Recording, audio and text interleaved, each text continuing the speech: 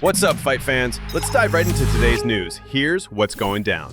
Misfits Boxing 22 was pure chaos in Manchester. Darren Till dropped Luke Rockhold with a brutal third-round knockout to win the inaugural Bridgerweight title. Meanwhile, Dillon Danis made history in Misfits' first MMA bout, submitting Warren Spencer in just 15 seconds.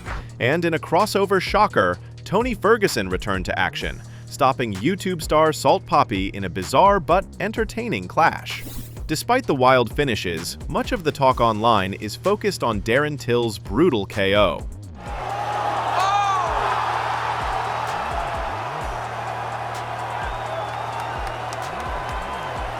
Great win for Darren. Happy for him.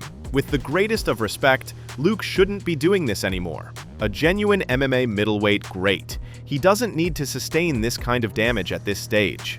Damn, Till looked fucking sharp. Darren Till found his sport. Love that from Darren Till. He's found a home in boxing. Man's an absolute killer on the feet, and we all knew it. A few more boxing paydays, then I'd love to see him back mixing it up in the UFC. Darren Till KOs Luke Rockhold in Manchester. What a year for the gorilla. Do you think Luke Rockhold should continue fighting? After their brutal clash at Misfits Boxing 22, Darren Till and Luke Rockhold were spotted having drinks together, showing mutual respect and sportsmanship despite the knockout. Here's what Rockhold posted on Instagram. Shit happens. It's all love at Darren Till. All the best to you, brother. Dillon Danis versus Eddie Hall? Right after his 15-second submission win at Misfits Boxing 22, Dillon Danis immediately agreed to a fight with Eddie Hall.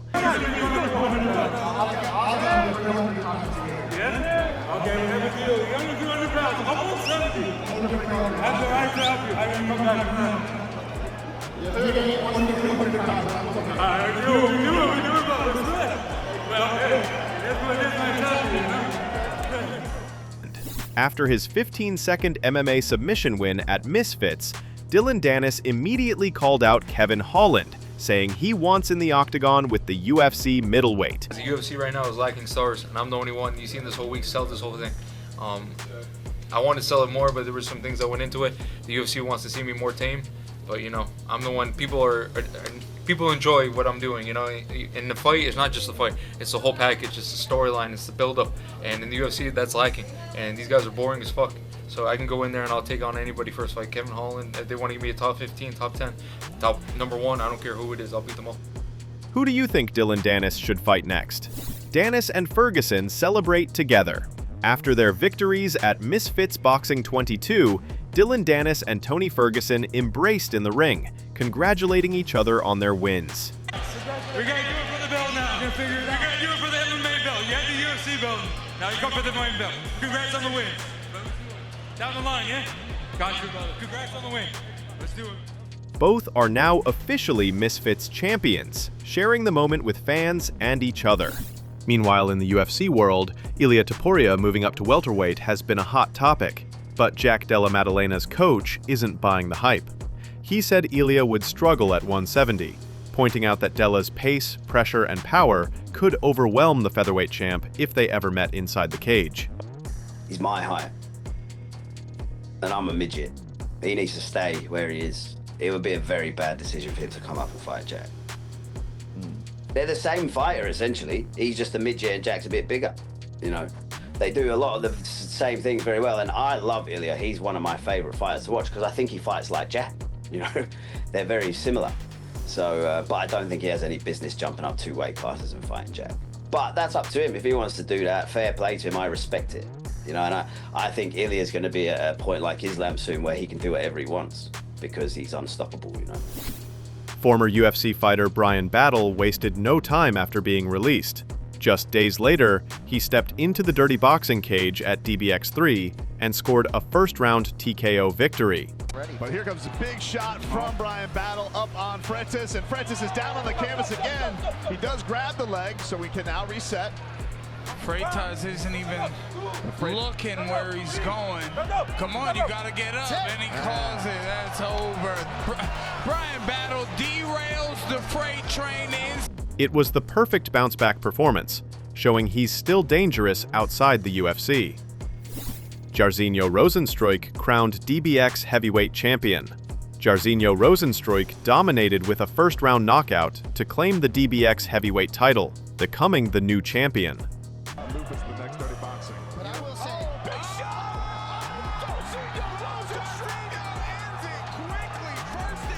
Rozenstruik posted this on X the next day. "Good morning, world." Middleweight prospect Bo Nickal has his eyes on a return at UFC 322 in New York. Nickal posted this on his X account. "Get me on early prelims. Would you like to see Bo in the prelims for UFC 322? Rampage Jackson accidentally leaks $1 million payment during a live stream. Quinton Rampage Jackson didn't realize he was still on air and accidentally revealed that Neon owes him $1 million for their 24-hour broadcast. Hey, how much did we negotiate? You paying like $2 million for what did we Well, we were at 1, but we'll talk about it after. Let's see how the rest of it goes.